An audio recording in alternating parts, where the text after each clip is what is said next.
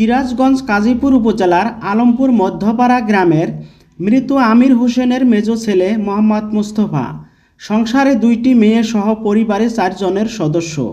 আলমপুর বাজারে নিজস্ব ডেকোরেটরের ব্যবসা 20 বছর করার পর ইনকাম কমে যাওয়ায় চিন্তাভাবনা করেন পাড়ি দিবেন স্বপ্নের সিঙ্গাপুর।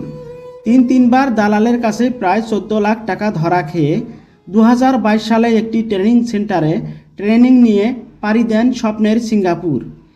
প্রথম 2 বছর ভালোভাবে ফিরে আসেন দেশে।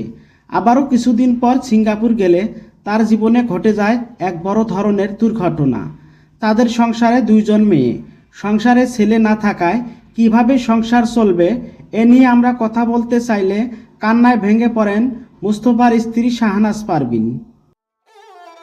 আমার স্বামী গত 4 বার বিদেশে যাওয়ার জন্য টাকা পয়সা ঋণপাতি করে নিয়ে বিদেশে গেছিল।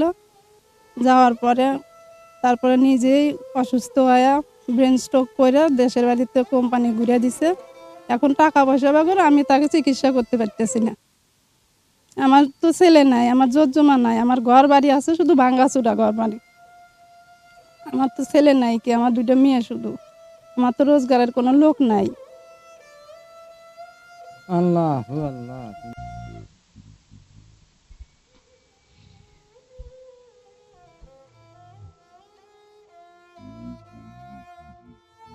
তার পরিবারের 2টি মেয়ে, ছেলে নাই, জমি জমা কোনো কিছু না, অর্থ সম্পত্তি কিছুই নাই। সে একদম নিঃস্ব। কারণ এনাকে চিকিৎসা করানোর জন্য অনেক টাকার প্রয়োজন। আপনারা প্রবাসী ভাইরা এবং আমাদের দেশের ভাইরা ওনাকে সহযোগিতা করবেন। প্রায় 4-5 লাখ টাকা লাগবে ওনাকে চিকিৎসা করানোর জন্য। আপনারা সহযোগিতা করলেই ওনার চিকিৎসাটা হবে এবং সুস্থ হলে ওনার পরিবার বাঁচবে। আপনারা ওনার পরিবারকে এবং ওনাকে সুস্থ করার জন্য সহযোগিতা করবেন, এটাই আমার আশা।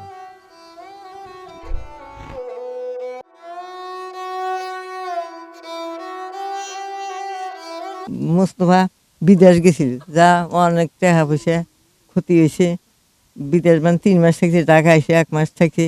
এখন চলবো কেবে, এর কোনো পথ নেই। 2 মেয়ে, ছেলে নাই, আল্লাহ বাঁচাইকে বসে। কোম্পানি তাকে তেমন করতে পারে না, সে কথা বলতে পারে না বলে কোম্পানি তাকে পাঠিয়ে দিছে। কিন্তু এই মর্মে সে কমপ্লেন করতে পারে না। কথা বললে সে কমপ্লেন করতে পারবে, কিন্তু কথা বলতে পারে না বলে বিদায় তাকে সিঙ্গাপুর সরকার কোম্পানি তাকে এক পর্যায়ে পাঠিয়ে দিছে। দেশ ও দেশের বাইরে যারা আছেন সবার প্রতি সালাম, আসসালামু আলাইকুম। 15 দিন আগে একটা ভিডিও বানিয়েছিলাম, সেখানে হয়তো দেখছেন। তো সেই ভিডিওটিতে কোনো ফোন নাম্বার দেওয়া হয়নি। তো সবাই বলছেন, কমেন্ট করছেন যে তার নাম্বার দিলে ভালো হতো। সেই কারণে আজকে আমার মুস্তফা ভাইয়ের কাছে আসা। তো আজকে আপনাদেরকে নাম্বারটি দিব। তো দেশের বাইরে এবং দেশে যারা আছেন, যারা মানবিক কাজে সাহায্য করেন এবং পছন্দ করেন, যে সাহায্য করতে পছন্দ করেন, মানুষের পাশে দাঁড়াতে পছন্দ করেন, তারা অবশ্যই ভিডিওটি শেয়ার করবেন। যারা সাহায্য করবেন অবশ্যই আমি নাম্বারটি দিয়ে দিব, ওই নাম্বারে সাহায্য পাঠাবেন। ওনাদেরই নাম্বার আর কি।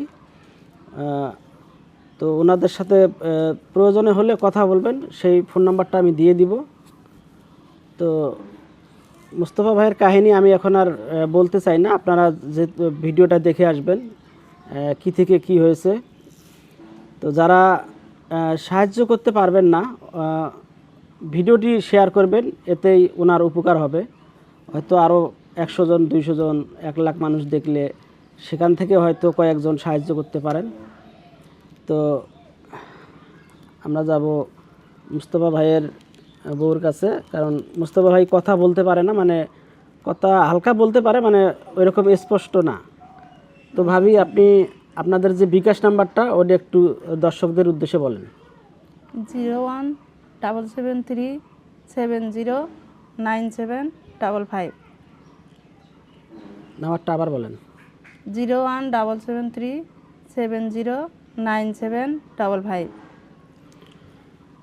দর্শক বন্ধুরা, যারা দেশ এবং দেশের বাইরে থেকে দেখছেন, সাহায্য করতে না পারলেও ভিডিওটা অবশ্যই শেয়ার করবেন।